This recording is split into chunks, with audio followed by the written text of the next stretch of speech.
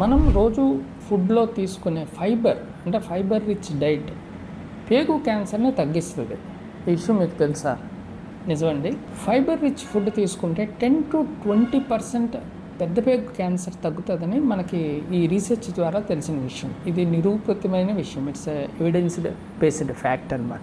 ఎలా తగ్గిస్తుంది అంటే మొట్టమొదట ఈ ఫైబర్ రెండు రకాల ఫైబర్ ఉంటుంది. ఒకటి సాల్యుబుల్ ఫైబరు, రెండు ఇన్సాల్యుబుల్ ఫైబరు. ఈ రెండు కూడా మోషన్ని సాఫ్ట్గా చేసి కంటెంట్ని మోషన్ తాలూకు వాల్యూమ్ని పెంచి ఫ్రీగా అయ్యేటట్టు చేస్తాయి. సో కోలాన్ ట్రాన్సిట్ టైం అని ఉంటుంది. కోలాన్ ట్రాన్సిట్ టైం అంటే మలము పెద్ద పేగులో ఉండే టైం ఎంతసేపు వెళ్తుందో అనే టైం. అంటే సపోజ్ కోలాన్ ట్రాన్సిట్ టైం 16 గంటలు ఉందా, లేకపోతే 8 గంటలు ఉందా, 6 గంటలు ఉందా అనేది ఎక్కువసేపు ఉందనుకోండి, మలము పెద్ద పేగులు ఎక్కువసేపు ఉంటాయి. ఈ కార్సినోజెన్స్ అంటే ఈ క్యాన్సర్ రావడానికి కారణమైన పదార్థాలు, ఈ ఫుడ్లో ఉండే పదార్థాలు ఏంటంటే ఈ పెద్ద పేగు గోడలతో ఎక్కువసేపు కాంటాక్ట్ అయ్యి క్యాన్సర్ వచ్చే అవకాశాన్ని పెంచుతుంది. ఎప్పుడైతే ఈ ట్రాన్సిట్ టైం తగ్గిపోయిందో, అంటే స్పీడ్గా మోషన్ వెళ్ళిపోతుందో, ఈ కాంటాక్ట్ టైం అంటే కార్సినోజన్ ఈ పేగు గోడతో కాంటాక్ట్ అయ్యే టైం తగ్గిపోతుంది. కాబట్టి క్యాన్సర్ వచ్చే అవకాశం గణనీయంగా తగ్గుతుంది.